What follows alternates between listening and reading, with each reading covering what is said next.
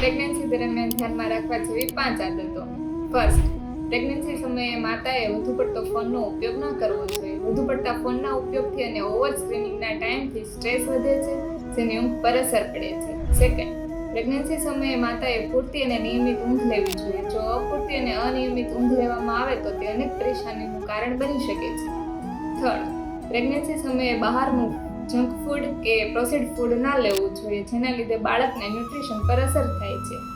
Fourth, pregnancy સમયે માતાએ વધારે પડતો સ્ટ્રેસ કે ઓવર થિંકિંગ ના કરવું જોઈએ. જેટલું માતાનું મન શાંત હશે તેટલો જ બાળકનો વિકાસ સારી રીતે થશે. ફિફ્થ, પ્રેગ્નન્સી સમયે માતાએ કોઈ પણ પ્રકારનું વ્યસન કે કેફીનયુક્ત પીણા જેવા કે કાર્બોનેટેડ પીણાનું સેવન ના કરવું જોઈએ, જેનાથી ગર્ભમાં રહેલા બાળક પર પ્રતિકૂળ અસર પડે છે. શું તમે પણ પ્લાનિંગ કરી રહ્યા છો અથવા તો પ્રેગ્નેન્ટ છો? તો આવી સાચી માહિતી મેળવવા માટે અમારા વાત્સલ્ય ગર્ભ સંસ્કારનો સંપર્ક કરો.